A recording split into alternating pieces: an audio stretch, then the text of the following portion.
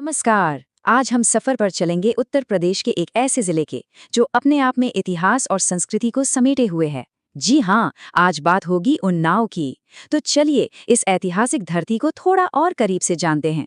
सबसे पहले ये देख लेते हैं कि आखिर उन्नाव है कहाँ। तो देखिए, उत्तर प्रदेश के नक्शे पर इसकी लोकेशन बहुत ही खास है। एक तरफ राजधानी लखनऊ और दूसरी तरफ औद्योगिक शहर कानपुर, और इन दोनों के ठीक बीच में बसा है उन्नाव। आज की हमारी इस चर्चा में हम क्या क्या जानेंगे? पहले उन्नाव का एक बेसिक इंट्रोडक्शन लेंगे, फिर इसके शानदार इतिहास को खंगालेंगे, इसके बाद आंकड़ों की नज़र से जिले को समझेंगे, यहाँ की अर्थव्यवस्था पर बात करेंगे और आखिर में देखेंगे कि भविष्य के लिए क्या चुनौतियाँ और क्या संभावनाएं हैं। तो उन्नाव की पहचान क्या है? देखिए, प्रशासनिक तौर पर तो ये लखनऊ मंडल का हिस्सा है, लेकिन इसकी एक और खास पहचान है। महान स्वतंत्रता सेनानी चंद्रशेखर आजाद के सम्मान में इसे चंद्रशेखर आजाद नगर भी कहा जाता है। अगर इसके भूगोल को देखें तो इसकी पूरी पहचान दो नदियों से बनती है, गंगा और सई।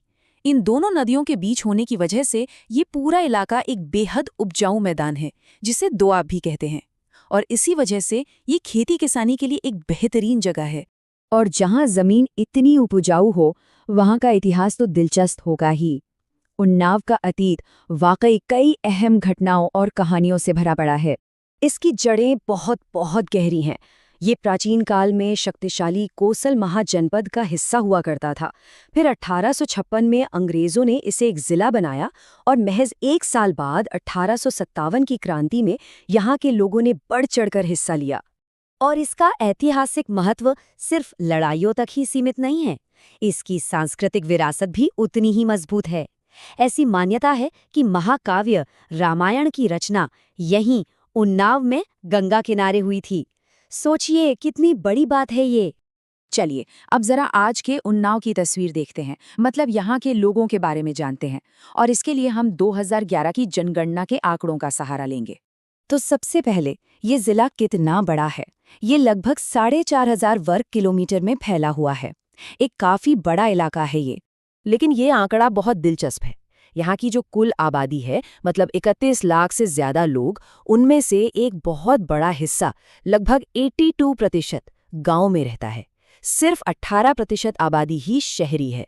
ये बात हमें सीधे सीधे इसकी अर्थव्यवस्था के बारे में इशारा करती है।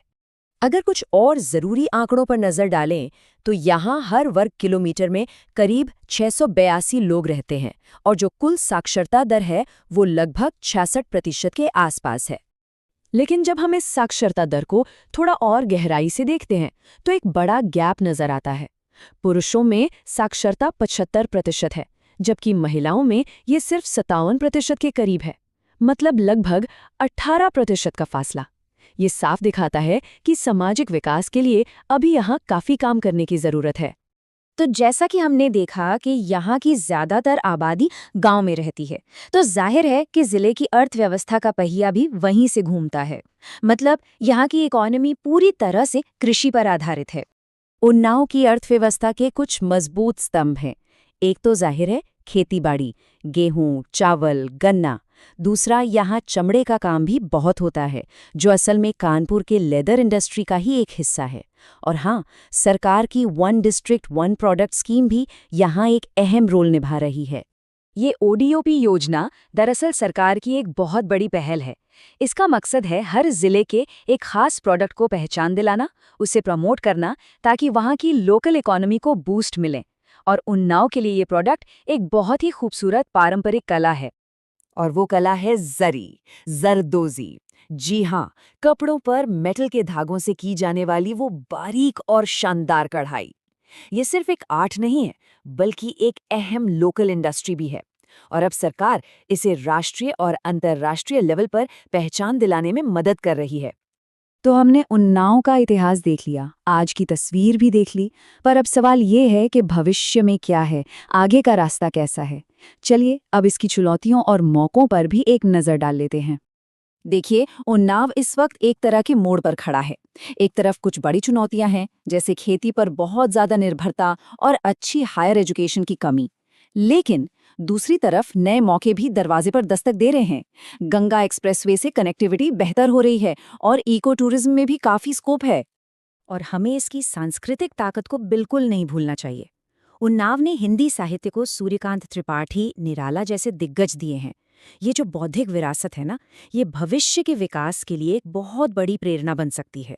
तो आखिर में सवाल यही बचता है, जैसे जैसे उन्नाव बड़े शहरों से बेहतर तरीके से जुड़ रहा है, क्या वो अपनी पारंपरिक ताकत यानी अपनी खेती और अपनी विरासत का इस्तेमाल करके एक नए और ज्यादा समृद्ध भविष्य की तरफ बढ़ पाएगा? इसका जवाब इस बात पर निर्भर करेगा कि ये जिला परंपरा और आधुनिकता के बीच संतुलन कैसे बनाता है।